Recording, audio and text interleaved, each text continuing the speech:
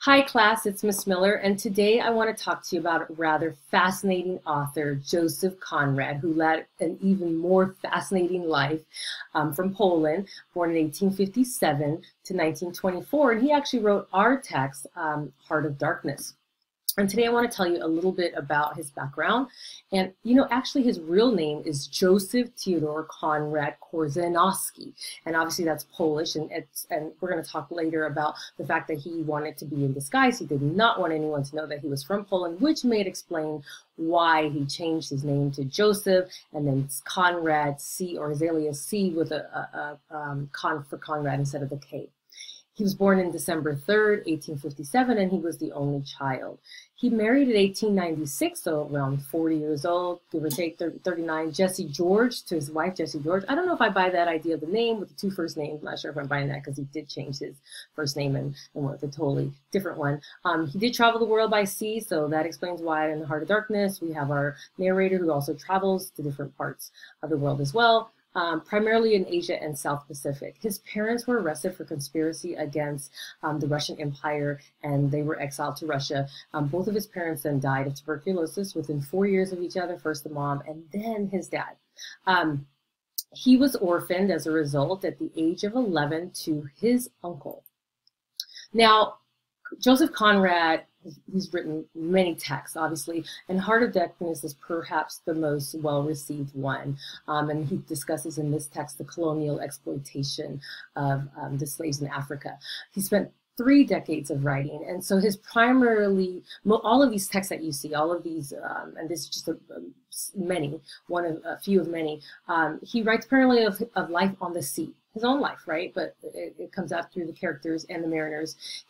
Charlie Marlowe, which happens to be a narrator in Heart of Darkness, often serves as a narrator in many of his other works as well. And then another characteristic of his work is that it's part of the Impressionist movement. So he's more about the feeling that's associated with his experience as opposed to depicting everything exactly the way it is. Also, he does use limited point of view, which really just means we as readers will really become close or will feel connected to the character because we're going to know everything that this character feels and thinks. And then one quality that Joseph Conrad does rather well, and perhaps maybe what makes his text so complex, is that he abandons the chronology of time in the novel. And we see that very early on in Heart of Darkness because we start off with one narrator and then we move to Charlie Marlowe, who takes us back into time. Another quality is this idea of the political intrigue, his interest and fascination with government, and perhaps even wanting to inform us as the reader as what is happening in different parts of the world. And his flight from Poland contributes to the actions in his work, especially in Heart of Darkness. So some of the thematic ideas, the characters, it should be called character struggles for the integrity in a world of moral disorder. And so that is primarily what his text is about. Conrad's reckless youth. He was a reckless dude. So he smuggled guns. He invested his uncle's money for a ship on board of illegal arms. He spent days in the wine cellar on a boat to avoid capture. He lost money to gambling. At 21, he was involved in a love triangle and was wounded in a duel. Well, that's what they say. And then, desperate for money, he became commander to travel the Congo River at the age of 30, which leads us to his experience that he describes so descriptively in Heart of Darkness. He was considered a Polish exile, and so he avoided the Russian Empire, or he avoided the Russian draft, so he fled to France, and then he left to England. So he's just traveling. It's like almost nomadic, he's just this wanderer for life. And the sea becomes his home. But he entered the merchant marine career at the age of 15. That's rather young. He earned a certificate of a ship officer and became captain in 1888 to 1889. But then, unfortunately, he was afflicted with fever, arthritis, and infection of the intestines, leading to the end of his life at sea, which is where he spent 3 decades writing all of these texts about life on the sea. He just couldn't, even though he left the sea, he still wrote quite a bit about it. Conrad's writing direction.